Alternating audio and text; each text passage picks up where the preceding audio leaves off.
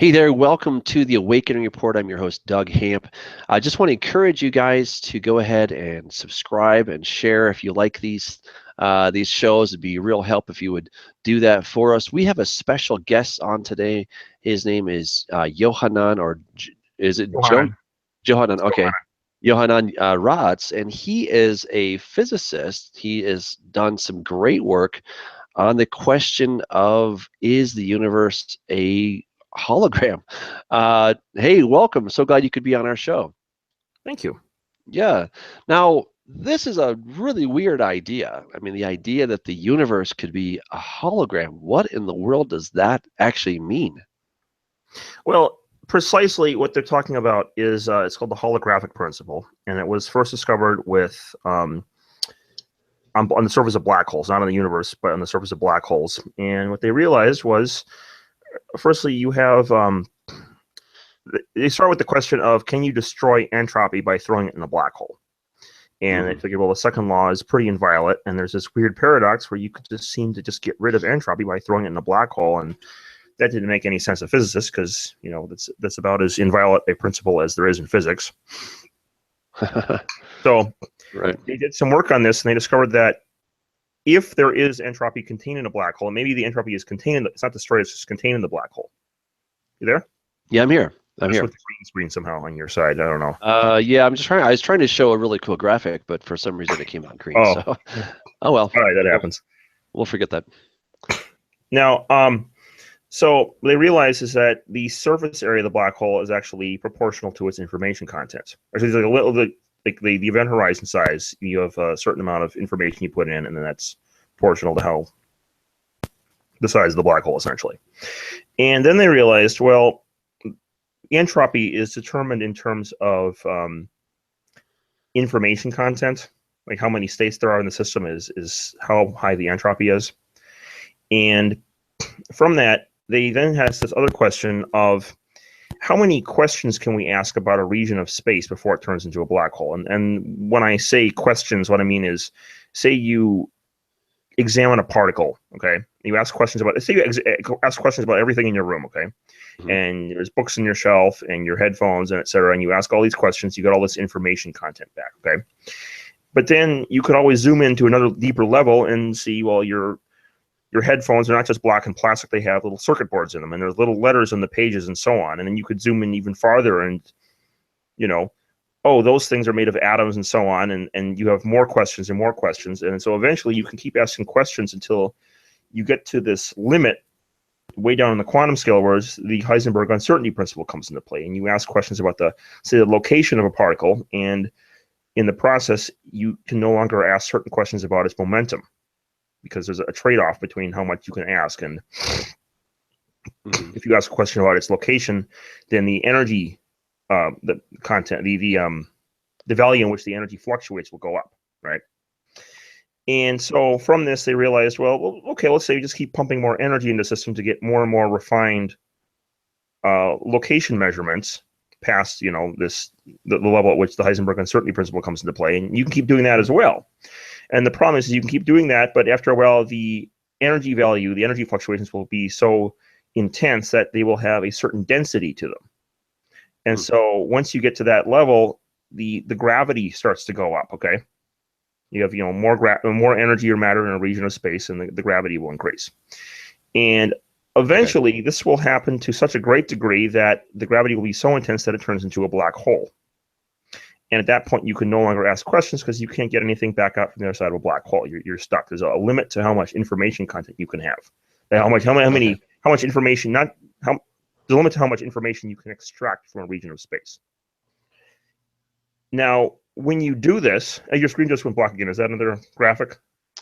I'm trying. I've had great success in the past, but for some reason, is it working on your side? Maybe on not my side. No, it's coming out green as well. So sorry, I'm just trying to show what this actually looks like, so people can see that. So what happened was they have they asked the question, how much information content can you extract from a region of space before it turns into a black hole? And then the question is, if there's more information content there, then there are certain things we simply can't know in physics, because you try to get past this boundary, and there's just more going on than we can ask questions of. Or it's less, or perhaps it's exactly equal to the amount of information content going into a black hole. And what they discovered was that information bound that I mentioned before of how much entropy you can put into a black hole, proportional to its size, right. It's exactly equal to, just so coincidentally happens to be exactly equal to the amount of questions you can ask out of a region of space before it turns into a black hole. The amount of questions you can ask? The amount of information you can extract. Like you say, you ask. Yeah. I should say questions. I should say the amount of information. Like what's the color of your headphones? They're black. There's your circuit board. There's little circuit boards inside of them. The letters on your books in the back, and so on. The striations and the little wood in the shells. Couldn't you ask really an infinite amount of questions? I mean, well, that's the thing. You could, but the problem is after a while. Actually, you couldn't, because after a while, you could ask them, but then as you got the smaller and smaller scales, that whole issue with Heisenberg uncertainty principle will come into play, combined with black hole physics. And any questions past a certain point, all the answers, you couldn't get any answers back, because the answers to whatever is beyond them is stuck behind this black hole event horizon. Okay, all right. And so what turns out, though, is that there's a finite amount of information you can ask anyway. And the amount of information you can ask before the region of space turns into a black hole is exactly equal to the amount of information content inside a black hole in the first place. And so what's fascinating about this is they realized this is, you ask questions on the surface of the black hole, you can't get past the black hole. That's exactly equal to the information inside the black hole. And so they realized from this is that we think of as inside the black hole is actually stored as information on the surface of the black hole.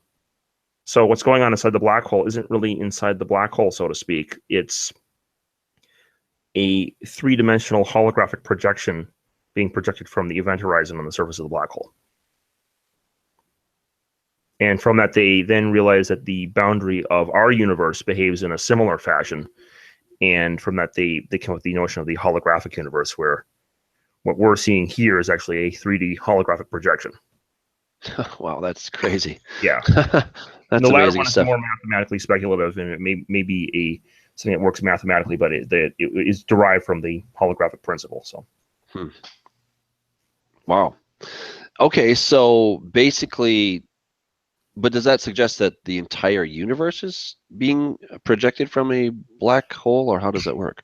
Well, that was one idea, but there's a more interesting result out of this. Okay, that it's actually even more mind-blowing than the holographic principle itself. And that is, they started looking at this holographic principle, and they realized you can translate three-dimensional gravitational fields, space-times, into two-dimensional quantum fields and vice versa. So if you have a two-dimensional quantum field, say entanglement, right, you can map that over into a three-dimensional space-time. Well, one is quantum mechanics, the other one is general relativity. This is, they get into the whole quantum gravity issue. And you can then take the two-dimensional quantum field and map it over into three-dimensional space-time and see what kind of three-dimensional space-time it will produce. And one example of this, pretty famous example of this right now, is called the ER equals EPR correspondence, when they've shown that when you have entangled black holes in 2D, the horizons in 2D, and you map it onto 3D, what it will actually correspond to is a wormhole. Oh, wow, yeah. Okay. Yeah, like Stargate, you go through the Stargate and you're it's another planet and so on. And there's this linkage from point A to point B, and they're really the same. I mean, they're far different places. They're two different planets far apart, but in reality, they're, in a sense, in the same place, if I'm at the same location, because there's a little bridge, Einstein-Rosen bridge, connecting the two locations in space. And now when you take that logic and you extend a little further, you see something even crazier, okay? Space is defined by locations. When you were in middle school geometry, you were asked to define a space, I'm guessing, right? And to do so, Sure. you'd start with, you'd say, teacher says, okay, give me a zero-dimensional space. You draw a point. Now, you got another space, you got another point, and you draw a line between the 2 points, right? And then you say, create a two-dimensional space, and you add another point, and you can drag a triangle, and you can keep basically triangulating larger dimensional spaces that way. Now, it actually works that way in physics. There's something called causal dynamical triangulations. I won't get into that right now, but that's basically how this works in physics. The locations you have to have locations to define a space. If there's no locations, there's no space. Okay. And so what's interesting is, well, entanglement, when you talk about something being entangled, when you don't look at a particle, let me explain what superposition is first, and I can explain entanglement from that. Right. When you're not looking at a particle in physics, okay, in quantum mechanics, that particle is actually spread out in kind of a smear. It's not in a precise location. It's spread out in a smear of locations, like probabilistically. Or that's what it's projected to be measured as. Now, what's even more fascinating is they've realized recently that the particle doesn't actually have any locations before you look at it. It's kind of spooky, right? It's amazing stuff. I mean, this kind of stuff I think is just astounding. And, you know, I keep thinking, hey, God created all this stuff. It's pretty fascinating. Yep. Now, we'll get into how God created it in a minute, that's the even cooler part. That's a little further down the road, though. But so you have these two. So now you can then sometimes put two particles into a single quantum probability wave at once, okay? And these two particles in the same quantum probability wave, when they're put there together, they're called entangled. And you say you measure once, you can have them separated at vast distances, and you measure one, and it will instantly change the behavior of another, even if it's light years away. This goes back to the whole, ER equals EPR thing. EPR stands for Einstein, Podolsky, and Rosen, who started this whole idea of entanglement, which is then later experimentally proven. So now the thing is when they're entangled, they're both in the same quantum state, the same quantum probability wave together, okay? And because of that, before you look at them, neither of them have locations, right? So if neither of them locations, and you need space to define locations to define space, then logically it follows that there isn't actually any space between them either anyway, right? Even though from our perspective, from our frame, we'd see them as being very far apart. From their frame, there's no space between them at all. They're just together, even though here we see them as very far apart. Now, what's spooky is you can define entanglement is defined by two particles sharing the same wave function, okay? There is no space there. All of space-time is essentially a construct being generated from this entangled quantum information in the wave function. Wow. And so this is insane to think about. There's actually some quotes from Einstein saying this. He didn't know enough about the physics at the time. They didn't have holographic principle, and they didn't prove entanglement and all this stuff at the point, so that they couldn't figure it out yet. But he knew that in order to solve quantum gravity, they're going to have to treat space-time as though it was an illusion. And they didn't know how to do this. He had a letter to David Bohm saying, we have to figure out some way to get rid of the continuum together with space and time altogether. But he said, but then I haven't the slightest idea what kind of concepts would be used in that kind of a theory. But now, this is not just Einstein saying this, is one speculation 60 years ago. This is a lot of physicists are saying this right now. Fotini Markopoulou is saying space-time is not fundamental. There's Hermon Verlinde from Germany. He's Austria, sorry. He's saying basically space-time, the future of this is space-time is not going to be fundamental. We're going to start with information, and then we build the space-time up out of the information. Mm-hmm. And this sounds crazy. This sounds like the Matrix, right? Right. Yeah. But believe it or not, this is the notion that space-time is emergent and not fundamental is the consensus view in quantum gravity research right now. Wow. There's a lot of disagreement in quantum gravity. There's string theorists on the one side, and you have loop quantum gravity theorists, and you have smaller models like causal dynamical triangulations and so on. But all of these main models, and then some of the minor models as well, they're all saying together that space-time is not fundamental. There's a deeper layer, and that layer is information.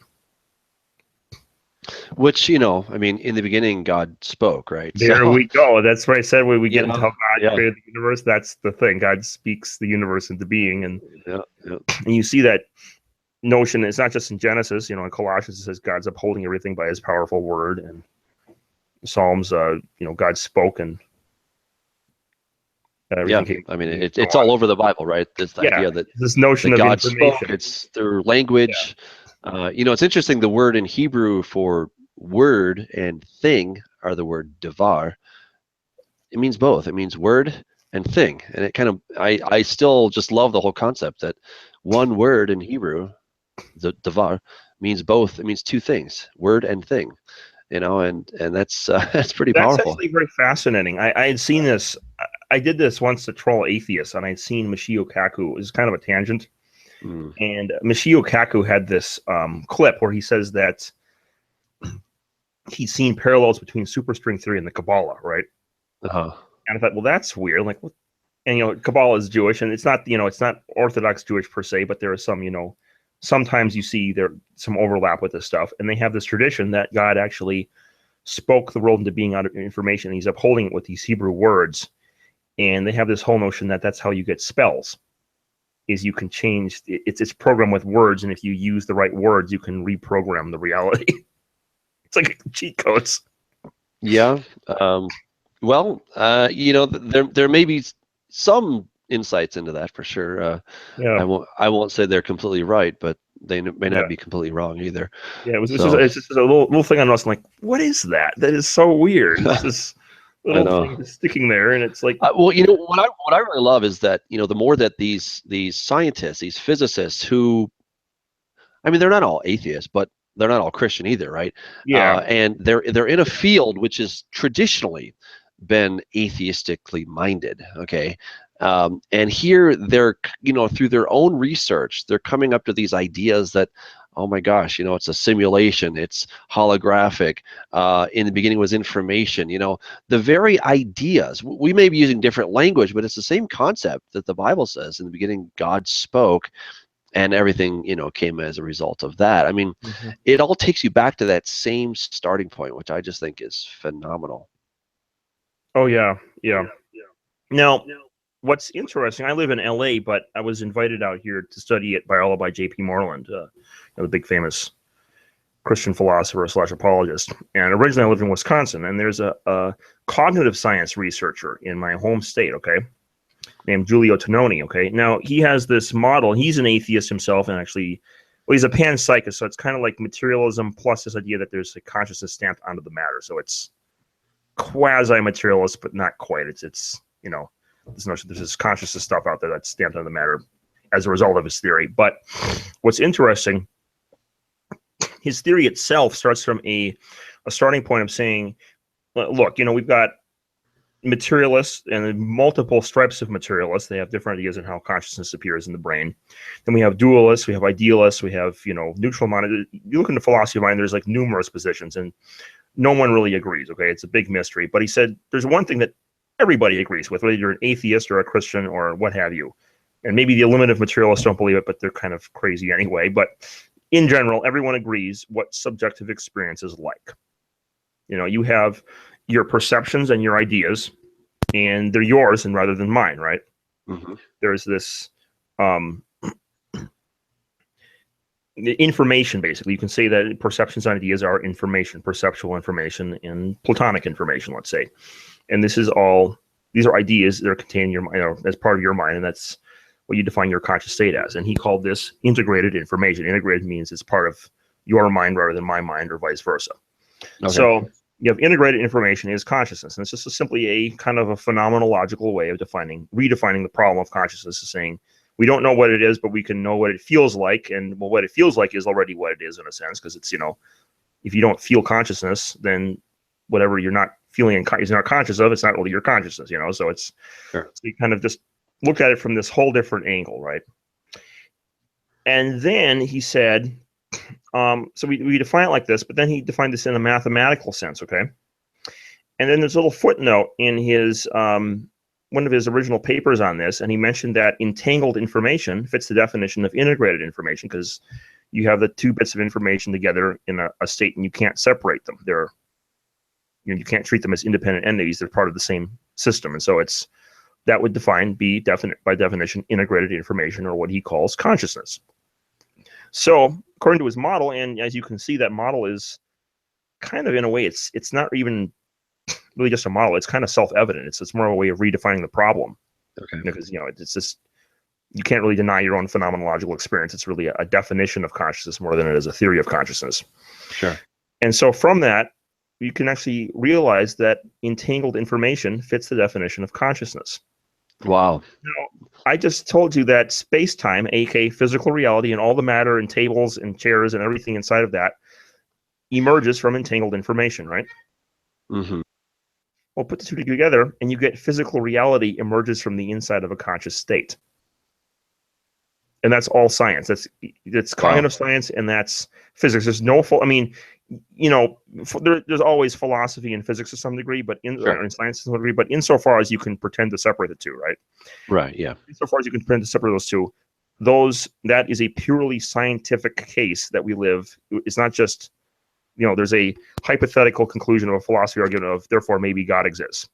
This is more, we can actually deduce from the physics and the cognitive science that we are being simulated inside of a conscious state, inside of a larger mind. Wow. The entire universe is a grand simulation inside of a mind.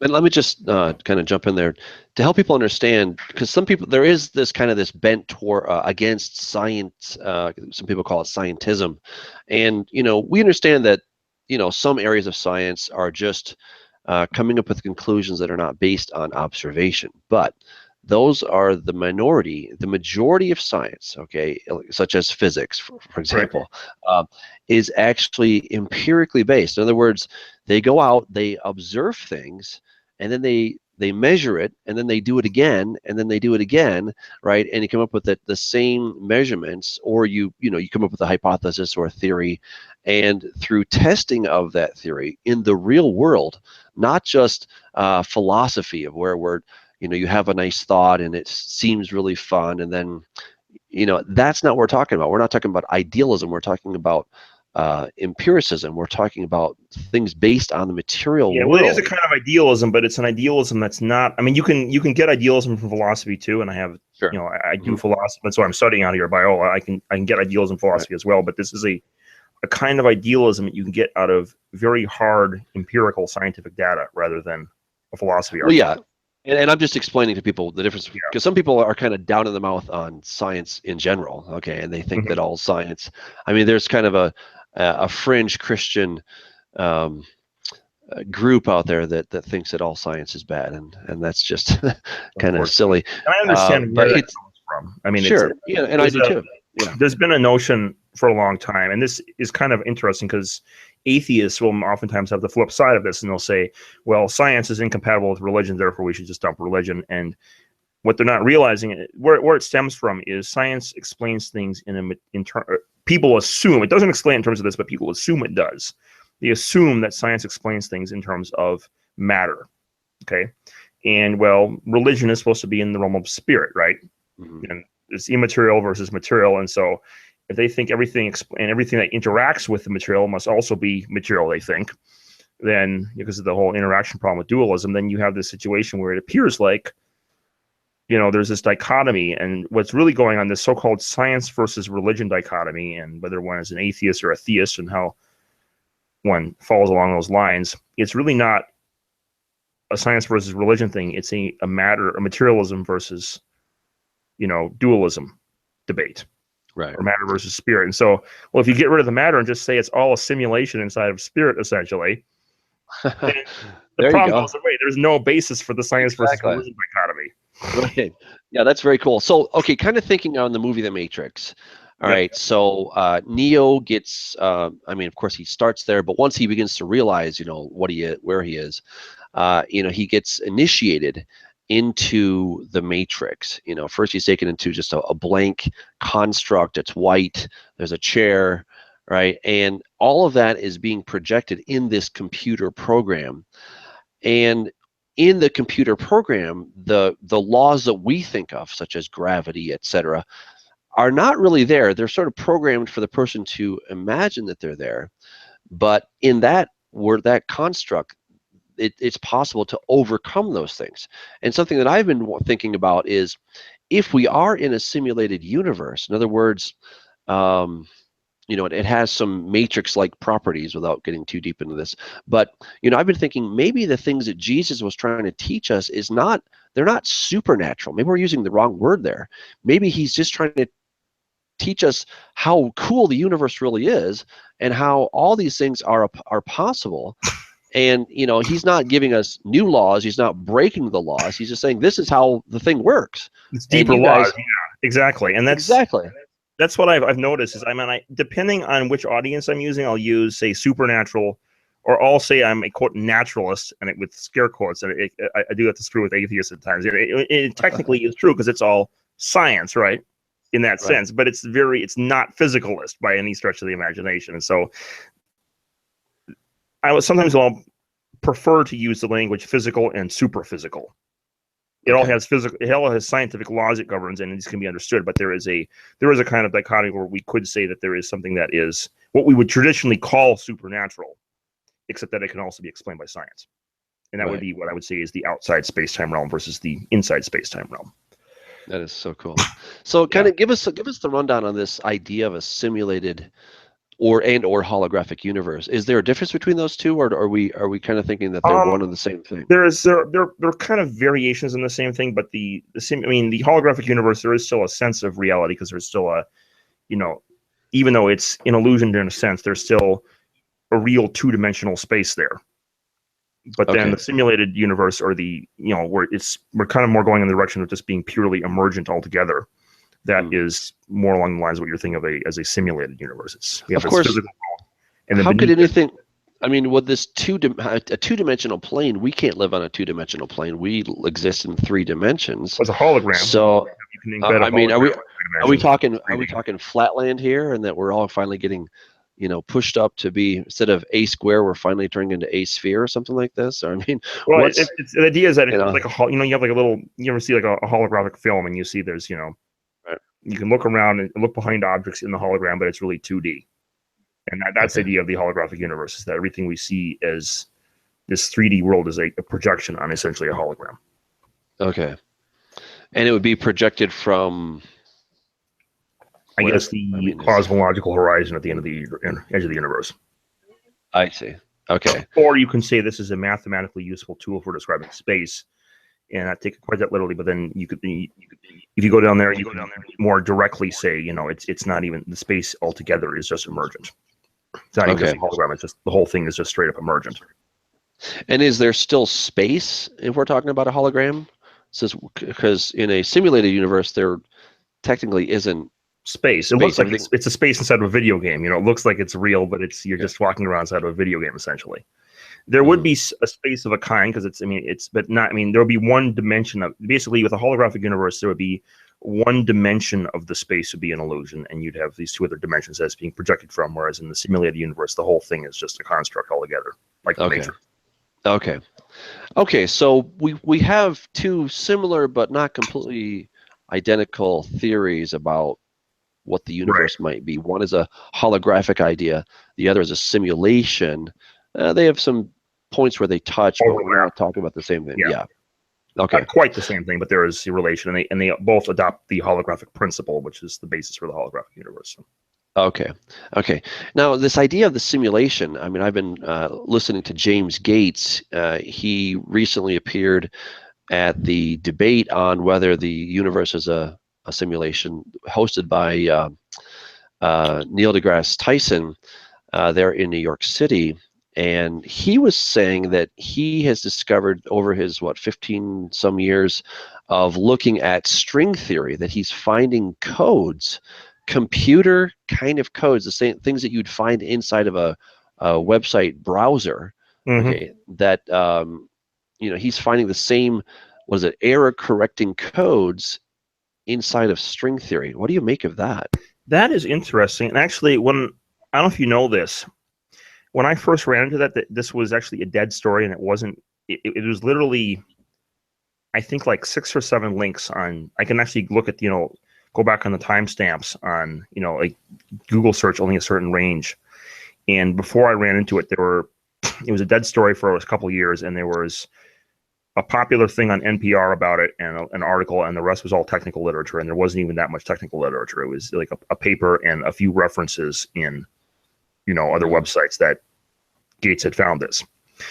And I saw this, and I thought to myself, this is perfect for trolling people with. So I put this up on I didn't even say that it was true. I just put this up because Gates will say that, I said we live in the Matrix, and I didn't say that. What I said was, they look at this thing Gates said, and then I'm going to let the viewers decide for themselves, but I'm going to let them decide for themselves to the sound of Sam Harris explaining the simulation hypothesis to the sound of loud Inception music in the background. And when I did that, I the next morning I put it up on my YouTube. The next morning it had 22,000 hits. And then I look on Google, right? Overnight, the exact same title had been repeated on internet forum after internet forum for like 10 pages of Google search. Wow. And people were losing their minds over it. And then after that, it just viraled out of control. And I mean, it was a complete accident. I accidentally started the whole, I mean, I was the one who made that thing popular. And it ended up on, Wow. as a result, Gates then got invited to, through the wormhole on the Discovery Channel, where he's explaining, you know, the episode was, do we live in the Matrix? And he starts talking about the computer code inside the string theory equations, right? And then it just virals farther. And then I'm guessing that the reason they had that panel this last year was because this had become popular, and otherwise it would have just been a dead story. And it was even brought up the once on the Isaac Asimov debate way back, and basically forgotten about. Oh, that's but now classic. they brought it back, and now because of it being brought back, Elon Musk now believes in the simulation hypothesis. There's a possibility that caused Elon Musk to believe in the simulation hypothesis because of doing that. That is too funny. That all I is was too doing funny. was just, viraling and having fun, seeing how the audience was going to react. I literally slept together in like half an hour and just threw it up on my YouTube and see what happens. Oh my goodness, that's too funny.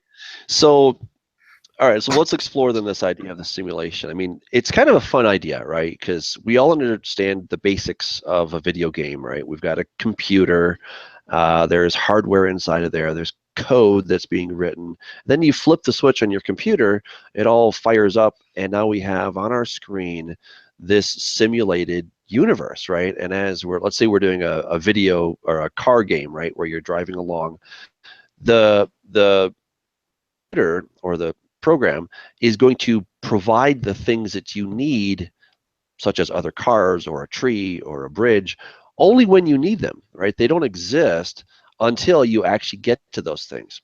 And that's what's so amazing, as we've been studying about quantum physics as well, that the observer's participation in that universe seems to help determine the outcome of it.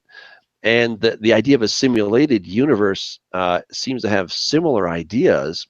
It also would explain, as you were talking about, the entanglement theory, or not, it's not a theory, it's reality, right? It's reality. It's quantum reality. It's just quantumly weird, but but it's quantum reality of entanglement, right? That you have two particles that are kind of fused, they're entangled somehow, they're connected. Even their vast distances, there's no signal going between them, and one can say to the other.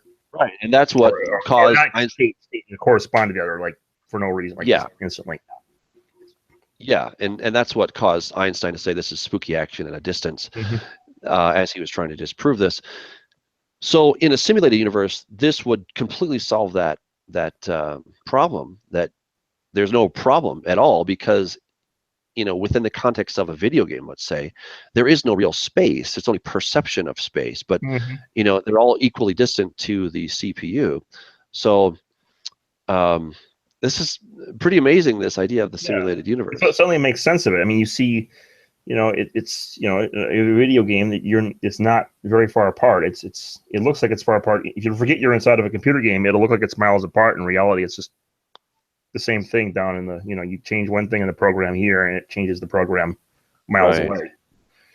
And that's actually not even the only parallel they've seen in quantum mechanics. I mean, usually this is completely accidental this has happened, but you play Minecraft or Second Life for that matter, and there are I'm guessing maybe you play computer games, or maybe if you don't, your kids do. And if you have kids, I'm guessing you do. And my kids do, yeah.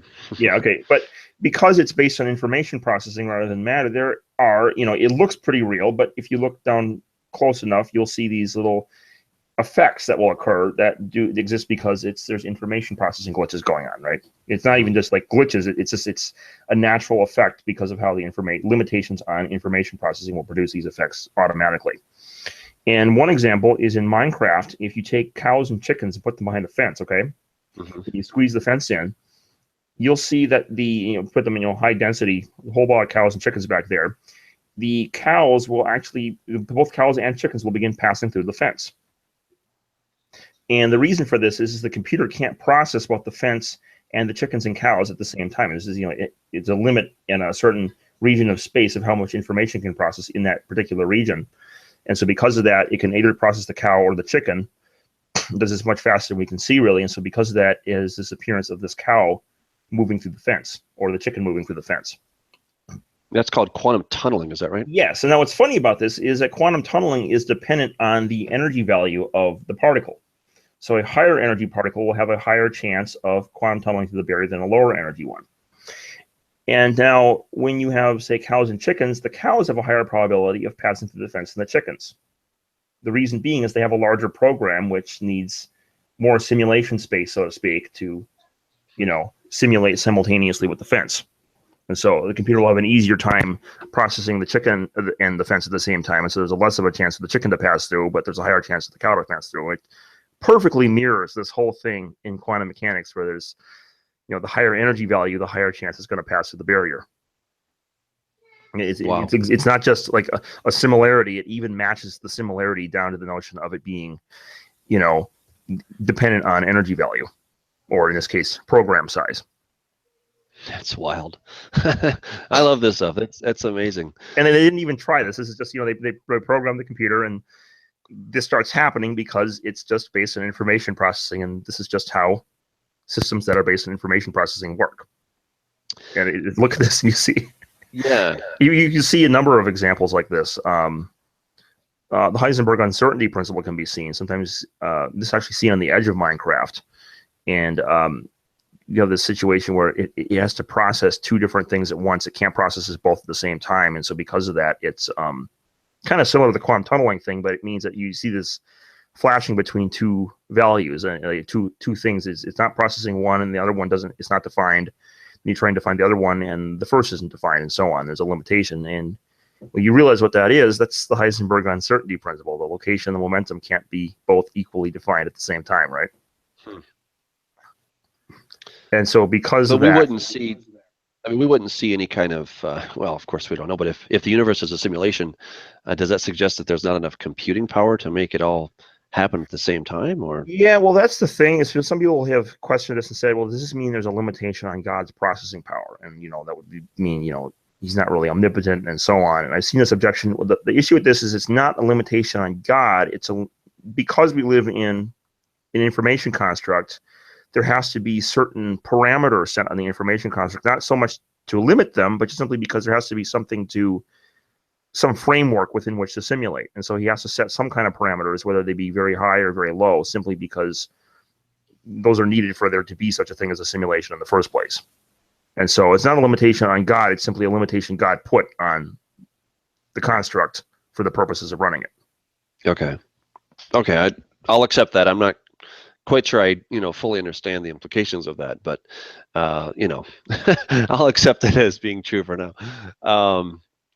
Fascinating. What difference does it make if it's a simulation? Is there any benefit to us as a simulation? Is there any detraction? How would you see that? It's an interesting question. Well, it does. I mean, in terms of like technology, I'm not certain it would change anything. I mean, we have quantum technology that we use anyway. It doesn't really. I mean, the fact that it also happens to be explained by this information processing thing, and it doesn't seem to fit any other model really well. That's an interesting side effect, but insofar as it's simulated itself, not very well, except it is also kind of handy at solving the whole science versus religion dichotomy. Okay. Well, that's very important. That's a very important, is a sociological implication. That's a very important thing, is it solves the science versus religion. Essentially we're looking at this same continuum of science, which is all about observation, empirical, and of course the spiritual religious idea of more of faith. In fact, one of our listeners right now, James Holben, he says that construct is merely your mind's interpretation of input. Physicist Archibald Wheeler stated there is no out there. Everything you experience is a product of your mind. So, there's an interesting aspect to that. Now, remember Jesus said that, it was not Jesus, it was Paul said that faith comes by hearing the word of Christ. Mm-hmm. And at first you think, well, what is that? And for a long time, I kind of struggled with the concept of faith. I mean, not that I didn't believe God existed, but I had to struggle with the concept of faith because it seems so frustratingly irrational. I mean, like, you're supposed to believe things is evidence of what you don't see. Well, what does that mean? Evidence of what you don't see? Like, what? It's just kind of frustrating. And, well, I realized what's actually going on, and then I'm like, oh, well, you can say the word of Christ comes like the Bible, which is also true, but more fundamentally, it said God, God's upholding everything by the power of His word, and the word was God, and the word is God. It's Christ, right? Mm-hmm. Christ is upholding the universe essentially, and so there's word there. And well, here's something interesting. They call this quantum cognition in cognitive science, and what they've discovered is that what's your favorite ice cream? I guess chocolate. Okay, what's your second favorite ice cream? Something with caramel. Okay, so let's say you get caramel nut and chocolate, and you put them both in the freezer, okay? But then you go to the door, and now sometimes you might pick your favorite ice cream, but sometimes you'll waffle and say you go for the caramel nut, right? But when you do, you don't pick it right away, do you? You kind of you stand there and waffle for a second, don't you? Mm-hmm. Sure. Oh yeah. Well, if you were sometimes a long time. Yeah, if you were a classical Bayesian computer, you wouldn't do that. You'd be, just be like Terminator logic, and it would just be compute chocolate, and you just pick it out, or compute caramel, and it would just pick it out automatically without hesitating at all. But you don't do that. You hesitate, and you don't behave the way you would if you were a classical computer. And what they've discovered is that this waffling behavior of like kind of deciding, well, I want chocolate, but I want caramel, and not really knowing that kind of two are both in limbo together. It actually exactly mirrors the concept of. I mean, they first realized this kind of behaves like quantum superposition, and then they did like careful studies on this, and they found that not only does it look like it, it behaves exactly identically with the notion of quantum superposition. And so they actually now model your cognitive processes as superpositions of wave functions. Now, wow. As I pointed out, the wave function, even though we map it into space as a wave, right? Even though we map it into space as a wave, it's not really it's actually outside space-time. And so if we treat this as literal. So what is outside the position of the electron, or what's outside of space-time? The state that defines the position when you look. So there's the quantum system that's rendering the virtual reality you see. And that quantum system, even though we kind of project it to be in space-time, it's not in space-time at all. It's underneath space-time, and space-time emerges from it. And so emerges from Hilbert space, which you would kind of call the supernatural realm, I guess. Okay. So, your mind basically behaves as though it's quantum superpositions. All right. And which is interesting because it means your mind is actually behind space-time, if that's true. And there are reasons to believe that. Yeah, it's crazy. Now, that sounds crazy, right? But I'm going to spook you out in just a minute, okay? I'm going to tell you that you already knew that. And that it's actually even though it's crazy and spooky, it's actually the most intuitive thing in the world. And when you see it, your whole perspective on reality is going to shift from like, what on earth? Okay. Right. Think of a number. What number you got? Should I tell you, or is it a secret? Yeah, tell me. 7. Okay. Now, where is the number 7 located spatially? If I open your brain up, can I find the number 7 somewhere floating around in the neurons? I don't think so. No, you don't think so.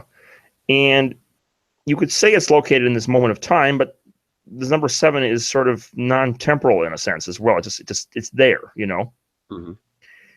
Your mind is accessing a Platonic form, information, outside of space-time. Now, if quantum cognition is true, that number 7 is located in the wave function as you're thinking about it, and it's located outside space-time on the physics. It's the same, that the notion that the ideas are outside space-time, that you kind of just intuitively get from thinking, that is the same not in space-time. If you take the quantum cognition literally and you combine it with the emergent space-time, that's the same not in space-time as your perception of Platonic forms being, quote, outside space-time. Wow. Okay. Yeah, you're Isn't that blowing my spooky? mind. Yeah. Yeah. And so the thing about this is that's just your mind. There's, other ideas that are behind all the other objects around you. Okay. Hmm. And you don't have access to those things because your consciousness is kind of cut off, so to speak, from the consciousness simulating the world. That's kind of the idea of the whole fallen state. You're cut off from God in the fallen state. And so that's maybe why we see the world as material, is because we're not connected to the mind simulating the whole thing. Or if Oh we my. are, it's not as, isn't that spooky? Yeah. Yeah. So okay, we're cut off from the mind of God ultimately, Mhm. who is the simulator, Mhm. right? And only when we get connected back with that mind do we reestablish that link, that quantum link, Mhm. and yet our minds, as what you're suggesting, through quantum cognition, that we have the potential to already tap into that, but we so Mhm. often don't because We're in the fallen state, and so we're in that fallen state. Okay. yeah. So now, what's fascinating about this is you ever hear something from God and then it comes true? And this might sound like, atheists will say you're hearing stuff in your head, and you're talking to imaginary voices and all that. But for example, and I told you about this the other night, and it was related to that weird situation I've been dealing with. Mhm. I was told that I was going to come out to California by the end of the year and actually meet a certain person on a certain day, Hmm. like a very specific day. And I had no idea how I was going to get to California. I thought, this has got to be my imagination. This is, I think this sounds like God, but this is crazy. How is this even possible? I'm like, well, then this next thing happens, and there's this prophecy at church, and it involves my situation, and then this JP Moreland shows up, Hmm. and I get invited out to California, and then this event happens where I meet this person by the end of the year, and the specific day that I was said it was going to happen at, that happened. Wow. And I look back, I'm like, I didn't even think about it. And I'm like, oh my goodness. And I mean, that sounds crazy, right? I mean, that just sounds like, to a materialist, that will sound like magic. To a regular Christian, it'll sound like a miracle. And in a sense, it is a miracle, Hmm. or prophetic, etc. But then you look at it from this quantum cognition perspective, and you realize, well, God's simulating the universe, and there's this outside space. I mean, you think normally when you don't think of this whole thing, you just think, well, there's these platonic forms, you're interacting with outside space time. And even if, say, you're a materialist and you don't believe in platonic forms, you can certainly grasp this notion of this intuition of there being ideas that are not spatially located, even if you'll say this intuition is an illusion and so on. But this Right. is still something intuitive, even if you don't believe in it, right? So Right. Yeah. what's fascinating about this is that it's not just these Wow. platonic forms in your mind, Yeah. or that your mind are connected to in this outside space-time realm.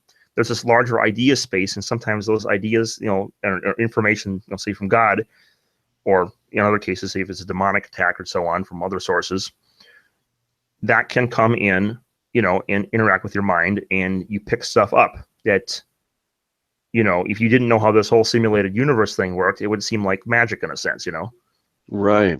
And Yeah. I but think. it's not. It's you're interacting with the source of the information, the source of the simulation, Yeah. aka the Word of Christ. You're Yep. having faith that this is how the simulation is, because you're actually interacting with the program, and so it's evidence of things not seen, because it's evidence of stuff that is, in the simulation, or in the program of the simulation, but it hasn't manifested in the simulation itself. But you know that it will manifest in the simulation because it's in the programming. You've read the Right. program, the game, before you've actually, played the game, so to speak. And so because of that, these things are going to pop up in the Hmm. game. And, if you think of the world's Yeah. material, it looks like, well, this is crazy. How are you doing this? But, Right. in reality, Yeah. it's just all it is. It's you're accessing the program and you're getting the information. And, well, naturally, it's going to manifest in the game as well when you Yeah. game. Well, what's amazing about the idea of the simulated universe is it even though it's kind of freaky in its own right, Mhm. but it kind of demystifies this the religion experience. It takes away some of the It mystique it of does, in a sense, and religion. I've seen people say this, and I think, in a way, this has been kind of. I Hmm. realize this actually has caused problems with me sometimes too, but well, two things on that. Firstly, yes, it does in a sense, but at the same time, it also brings a sense of like wonder to it. Like Sure. an Oh yeah. example. a paleontologist, okay? And this paleontologist digs up dinosaur bones for his whole living, okay? And he has this mystique about them because he doesn't know what they look like and he behave like, and he kind of like has this, he picks up glimpses of it, but you never actually see what it really is, you know? And it's a mystery to him. And in the same way that these, you know, religious experiences are sort of a mystery, right? Mm-hmm. Mm-hmm. Then one day, a eccentric billionaire who owns a Costa Rican island invites him over to his island, and then lo and behold, suddenly he sees something that demystifies all of his experiences about dinosaurs. But he's completely blown away as a living brachiosaur walks in front of him, right? Sure. And so yes, it does demystify in a sense, but in another sense, it replaces that demystification with this sort of sublime, like, mind-blowing. Oh, absolutely. No, I mean, it's suddenly, it's not a matter of a mystery. Yeah. God is not sort of this thing, you know, and this is something I've noticed, and I've noticed myself do this, and I've noticed other Christians do this. Even though we believe the Bible and so on, we read something, and there's a sense of it almost feeling like you know, an atheist will point this out. They'll say it's like, you know, you believe in talking snakes and donkeys that talk and et cetera. And it's like it doesn't really feel like it would fit into our real world in a sense. Mm-hmm. We believe it, but we kind of like put it in a box and we say, well, it doesn't feel real. You know what I'm saying? Mm-hmm. Yeah. But this all suddenly makes it feel real, because now all of a sudden, all these crazy things that just seem like they are part of a comic book essentially, or a fairy tale or whatever, suddenly they take on a new reality that you didn't expect them to take on. They suddenly become more real in a sense. Like suddenly it's no longer a comic book or a fairy tale. Now it's something that could very well be possibly real and in a way that makes sense and so on. And it's rather mind blowing that way. And so it totally is. And, you know, the rabbis have long thought that we exist in the mind of God, that the universe and everything therein is simply a construct in his mind. You know, so that would sort of make him the computer, as it were, and we're just the players in there. I mean, that's kind of the idea of the simulated universe, is that there's that's what computer outside of us. You know, and if you're in the video game, to try to actually discover the computer is very difficult, right? You can start looking at the source code, you can start saying, my goodness, there's source code here, and I think we're it. You know, we are this. We're the code. Find this, you know, error correcting block code inside of his superstring equations. I mean, that was amazing. Tyson is tripping out. He's like, I know. What? Yeah, he's like, just be silent for a minute. I have to take this in. Do you mean there might be a God? Oh my gosh! I mean, this is so ridiculous. You saying there's some being that programmed us, like in the Matrix? But you know what I noticed? That's what you said. Well, what I noticed though is that they still think it's some snot-nosed kid that, you know, is just a really good hacker, because they're like, well, there's no way that I'm going to worship this guy. There is an argument out of that, and this is not an argument out of it being because there could be, you know, hierarchies of simulation. That's possible, but there is an argument out of that, and that is as follows. Okay, remember I mentioned the whole thing about quantum superposition. The state could be in two places at once, or two states at once. Right. And when you take this to quantum computing, you have this notion of a qubit. And depending on how many superpositions you add onto the qubit, you can have many ones and zeros stacked into a single bit. Now, the fact that you can do this and have these superpositions, it's the effect of it being, you know, the whole notion that there is this quantum mechanics thing. It's the result of the universe being information theoretic rather than made of matter. Okay. So that being the case, if there was a, quote, real world above ours, like a real material world, and ours was just a simulation inside of the material world, then that world would not have quantum mechanics in it. It would not have these superpositions of states. You'd have, you know, all just chunks of matter and no actual stuff, right? Okay. Now, okay, because of that, if you were to take all those quantum states, okay, that are in the simulation, and you were to put them back up in the upstairs world where you can't superpose states together, that means you would have to unpack all of those zeros and ones out of the qubits, and put them in as discrete individual states. So say you had a hard drive, a quantum computing hard drive full of these bits, and it would be literally, you know, 10, like, it wouldn't even be like, you know, conventional numbers like trillion or quadrillion or et cetera. It would be done in terms of, it would be described in terms of order of magnitude, you know, 10 to the 60th power.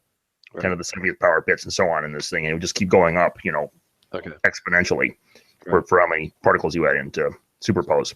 But if you were to unpack all of that, now imagine taking your hard drive and taking all those qubits and then having to unpack them into classical bits. The amount of hard drive space that would take up would be very quickly way out of control, wouldn't it? Sure. Oh yeah. Like pretty soon you'd have to have whole servers, and then not just whole servers, you have to have like the build, like, servers the size of literally the size of the state of Texas. Okay. And we're not even talking, we're just talking the single quantum computer. We're not talking about all the qubits and superpositions that exist in reality as things. And so if you were to take a universe like ours that has based on qubits and put it into a classical quote unquote real universe with the, the computer hacker kid upstairs, you'd have the situation where his computer would have to be larger than his universe. Like you get to build a computer exponentially larger than the size of the universe to simulate our universe with all its qubits. And so obviously no one's going to do that, and such a thing would slow down, like instantly, and you couldn't run such a thing. And so because of that, if we are being simulated by some, pimply teenager in his garage in the next universe up, then it would follow that the universe in which he exists must also have qubits in order to pack this kind of information density in to simulate our world. And therefore, his world would also have to have quantum mechanics and therefore also be simulated. Oh my goodness. So you still end up so at the because same of that, place. what's really cool is that you cannot be just, you could have the pimply kid, but even if it's the pimply kid upstairs, his world would also have to be simulated inside of information. So it cannot be grounded on a material base, because if it is, you have this information unpacking problem. Wow. So ultimately, the only being with enough computational power is God himself. Yeah, and remember, I point out the ontology has to be information rather than matter at bottom, even if it is being simulated. And then when you get to information, you realize, well, information. I brought that the whole Giulio Tononi with his integrated information theory, and just the fact that information is by definition something that someone is informed of. It means the notion of information entails consciousness and idealism. Right. And so therefore, because it's information at bottom, it does not even as a matter of like a philosophy, just as a matter of science, it has to be grounded in a conscious state at the top. It can't be, even if it is a quote unquote pimply kid, his universe also has to be simulated, and it has to be simulated on information. Yeah. Let me just read this from Colossians 1:15.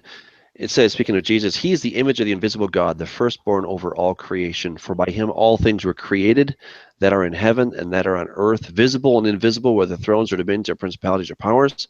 All things were created through him and for him, and he is before all things, and in him all things consist. I mean, that's just powerful stuff right there. In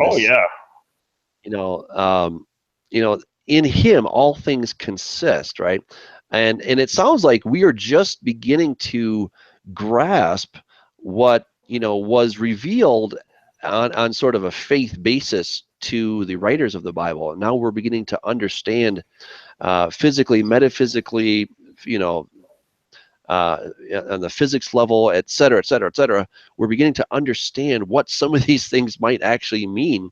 And I think it's blowing our mind, And again, God is the one who is the source of all this. He is information, and language and information. They're maybe not exactly the same thing, but they're pretty darn close, right?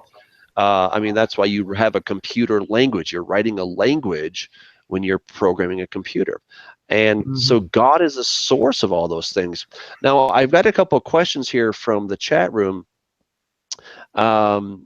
James is asking, he's suggesting that our minds work more like a receiver than a computer at times. That's an interesting idea. I watched a video on that idea.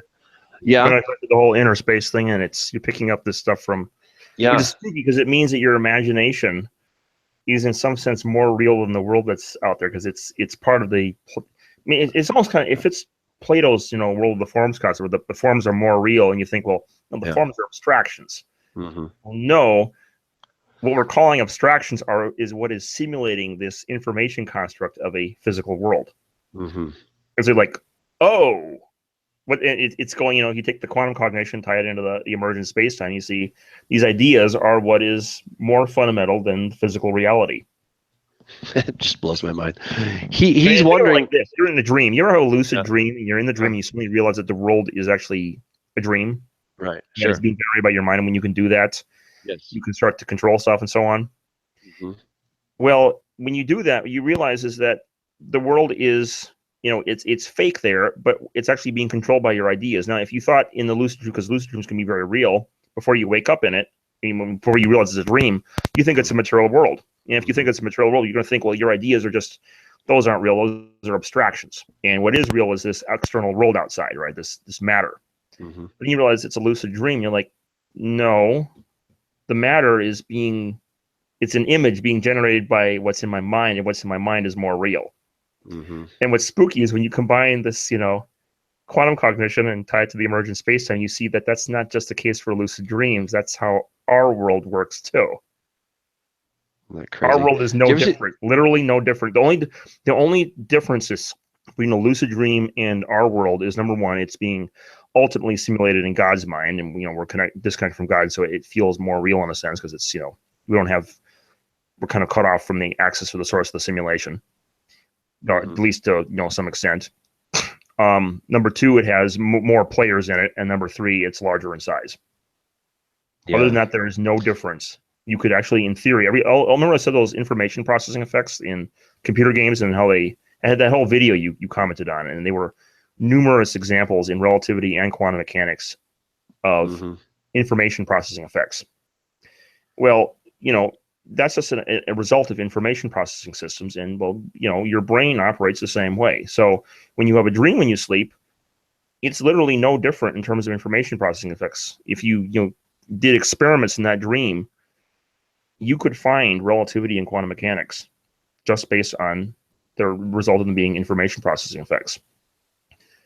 And this is just be inside your dream. And so it's literally, it sounds spooky, but our world is literally no different than a lucid dream, except for that it's larger in scale, it's simulated by God, and it has more players. Have you ever seen the movie Inception with? Oh yeah. Oh, that's just that's a trippy Very much like movie, right? Inception.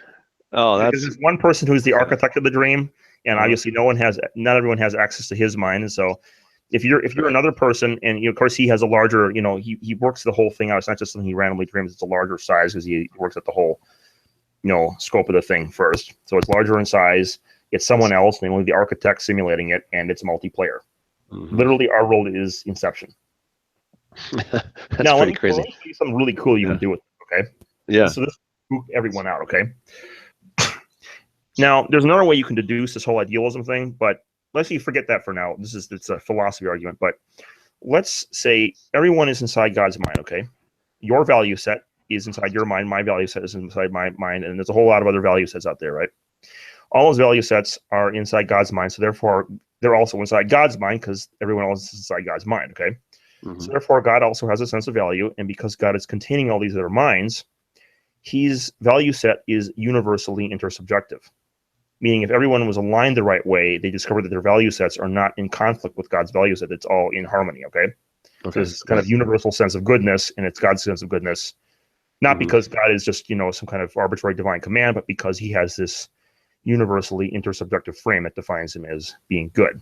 Okay. So therefore, he creates based on this value set, and everything he creates is good, right? Because he can only create out of good intention. So therefore, evil can only come in through some kind of an absence, right? Okay. That's the whole doctrine of privatio boni, which I'm sure you're familiar with from St. Augustine, right? This is the way I just derive privatio boni in a very robust fashion from this thing, right? So now, because of that, whenever you have evil, you have to have good as well. Evil can't exist in a vacuum; it has to exist as C.S. Lewis said, a parasite on good. Okay. But now let me shift your focus to something else for a second. Let's say you were colorblind, you never knew what the color green was like, right? You didn't have the knowledge of green. But now let's say you did have the knowledge of green suddenly. You could then have dreams where you saw physical manifestation of like grass and trees in your dream that were the knowledge of green, correct? Okay. Based on it was being generated by the knowledge of green. Your subjective inner knowledge of green was generating or simulating this external appearance of green on trees, apples, and grass, and so on, right? Okay. Now, by that same logic, if the knowledge of X produces the actual thing inside the simulation, okay, then let's say evil exists in the simulation. Well, what would be producing it by that logic? What would be producing the What would evil? be simulating the evil? And if knowledge of X, knowledge of green, knowledge of red, knowledge of loud produce red, green, and loud inside of the simulation, then The lack of knowledge? Is no, that the idea? no, take the same logic and Okay. just plug the thing in. Knowledge of X, knowledge of Okay. evil will produce evil in the simulation, right? Okay. Just very logical. Now, Okay. evil is an absence of good, and you cannot conceive of evil without good with this whole, what I just derived, right? Okay. So therefore, in order to conceive of evil, you have to conceive of good as well. So you can't just have an isolated knowledge of good. You also have to of evil. You also have to have a knowledge of good to simulate evil, right? Okay. Therefore, in order to generate evil inside your world, that evil must be generated in this, this simulation model in terms of the knowledge of good and evil. Just blow your mind? Yeah. It's awesome. I was just thinking of the passage where it says that God created evil, and I've always understood that to mean that He's created the potential for us to make choices. Yeah, that and he's not doesn't really like. creating evil. It's an absence. It's a. Well, He's creating the potential for us to choose something that is not a good choice. Let's put it this way. There's another sense. I mean, Calvinists will take this and they'll say God's actually creating evil and doing evil, and I just cringe. I mean, especially with some of the things I've gone through. I'm like, it just drives me crazy. But then I realize what's really going on is not that at all. It's say I take a glass. Say you have a glass in your house, okay? That glass is good, okay? And say I created that good glass, okay, or whatever. But now someone drops it on the floor and it all shatters. Right. You can cut your feet in all that glass, can't you? That's all bad, even though it was part of something good. And in that sense, quote unquote, God is, quote, creating evil, unquote, because He's creating something that was good, but it was all part of something that was. It was perverted, basically. Yeah, exactly. He's not didn't create he created the shatter. And so the thing is that evil, you can't just, when I say evil is an absence of good, you can't just have stuff disappearing and God's mind is like Swiss cheese or something where it's just stuff, vanishing. It doesn't work that way. The stuff has to be conserved. And so information is conserved there. And so there's the evil comes in terms of a local privation of something being, the other parts are out there that are just broken off. Yeah. God didn't create. It's really interesting. It's really interesting, the whole idea of evil. I kind of take Isaiah 45 as the starting point there, where God says, the Lord, He says, I form the light and create darkness. So how did God create darkness? I mean, it's really weird when you think about it, because we think that darkness is simply the absence of light. But before He made the world, there was no such thing as darkness, right? That was a completely unknown idea. And then I see that verse in much the same way that I would say someone puts a tree up, okay, and the sun shines in the tree and casts a shadow, right? And so it'd be like saying, I, the sun, create light and shadow. I, the sun, create all these things. And no, the sun, yes, you can say the sun is casting a shadow, creating a shadow, so to speak, but it's not really the full picture. It's not like he's, it's not like God is out there actively let's go through with Job's life because we want to test him and do all this. And God is malicious in that sense. He's not malicious. But what's really infuriating is you have some people saying, "Oh, he's malicious, but it's good because it's according to his will, and you better get used to it." Oh yeah. I don't accept that at all. That's like the very simplistic idea. I know. Way too often. It drives me insane. Yeah, because God wants to torture you, therefore it must be good. You're like, oh? And don't worry, He's doing it for sanctification or for growth or yeah, I know. You just want to oh my goodness, you're so angry about this, and I know you want to clock him upside the head, like shut up. Oh yeah, exactly. Yeah, I know. I hear you. Anyway, so, well, so James had he had a question though. He wanted to ask if you think consciousness is local or non-local.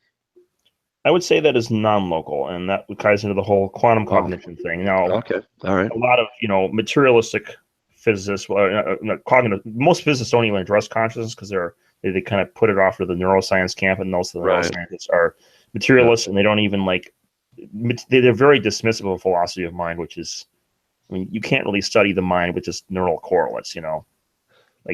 There's much more to the hard problem of consciousness and the whole thing with Platonic forms. And so I would say there's some literal version of quantum cognition that needs to be true, because you can't explain how your mind can access these Platonic forms otherwise outside space-time. And so it's outside space-time. It's part of the simulating realm, and so it would be non-local, right? Meaning not in space-time, or not Okay. not in a location in space-time.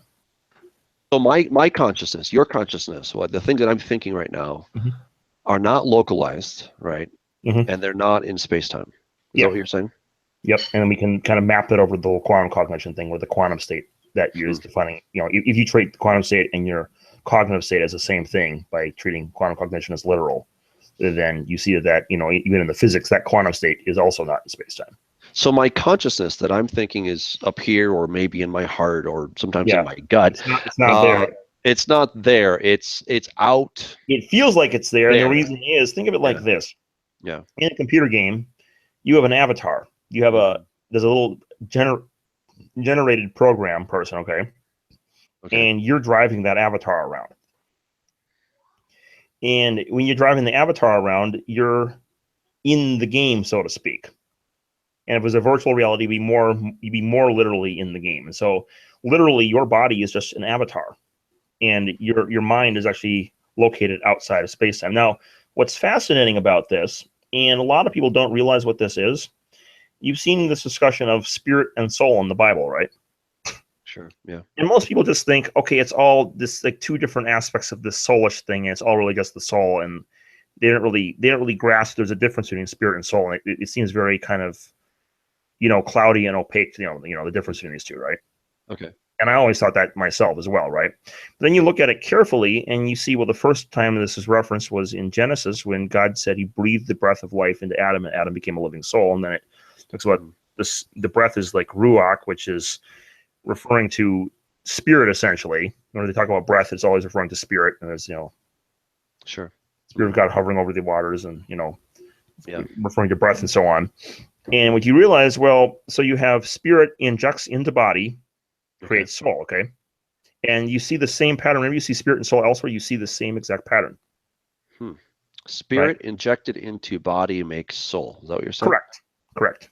Okay, interesting. Yeah. And I mean, that's what's in that's in Genesis, and then you see the same parallels. Also, you do a very careful word study of spirit and soul in the Bible. You see the same thing, and obviously, God made Adam out of the dust of the earth, but he didn't have to. He could have made a silicon avatar, or could have made, say there's some alien planet that has completely different, chemicals, and the animals and creatures on it have completely different biochemistry. You'd have a body that was made of something else, So it's not that it's just made of dirt. It's made of physical stuff, and dirt happens to be one example of physical stuff. So you have spirit plus physical avatar equals soul. Okay. So when you see this, you can actually suddenly understand what they're talking about by spirit and soul. The soul is the part of it's the spirit being projected into an avatar, and it's you don't normally experience space-time life in this sort of, atemporal fashion. You experience this flow of time, you experience yourself being located in space and so on. But in reality, your spirit is it's not there. It's, up with God and so on. It's wow. That's the spirit is the part of consciousness outside space-time. The soul is the part that is being localized into an avatar. It's really interesting when we have the whole simulation idea and the avatar idea. I mean, and then you see the movies, of course, right? I mean, we're seeing the movie Avatar, and now, now it just helps me to understand, like, okay, here's a guy sitting on a bed somewhere. His brain is being, zapped up to the body. And while he's in that body, that alien body, he doesn't think about his his human body. He doesn't think about that. That's a very good example. It's Jake Sully was his name, I think, right? So he's in his little bed there, and that would be akin to, by analogy, that would be akin to his spirit, and that blue Navi body he's walking around is his body, and then himself as the person inside the avatar body is his soul, so to speak, by analogy. It's a really kind of cool, if I make a video on, I made one on the soul before, but I want to make one on the afterlife at some point, and in order to explain, when scientists will point out that, say my grandma, actually I saw this directly because my grandmother died of Alzheimer's, and before she died, her mind decayed, right? And this is often used as evidence for materialism. Well, the mind decays, and then obviously if it decays enough, it's going to be vegetative, and there's obviously going to be no consciousness after death and so on. Well, that's not quite true. The soul decays, yes, But then the thing is, all the information is conserved, and then it just gets re-entangled with the spirit outside space-time. And, well, then all this, you see with, near-death experiences, all this stuff is very lucid, and, they have, like, almost no brain activity, and then suddenly they have this life review where all this huge amounts of information comes back all at once. I just thought of a way to kind of understand what you're saying. The spirit is sort of like the data up in the cloud. And then when I pull it to my computer, it's the soul, and of course the actual plastic and metal of my computer would be that body. physical body. So that's I kind of like that. That's I'm gonna so, if I do this, so I'm gonna explain the whole spirit soul thing to explain how your mind loses. My grandmother gets Alzheimer's, and her brain, her consciousness seems to die. And then after death, it just re-entangles with the spirit outside space-time, and all the information comes back. And if I do that, I'm going to have to use the Avatar movie as the analogy, because that's just, you bring that up was perfect. It's like, Jake Sully in the tube there is his spirit. Yeah. In the Avatar is his soul, and the Avatar itself is the body. That is so cool. Well, man, I want to thank you for coming on. Thank you for blowing our minds.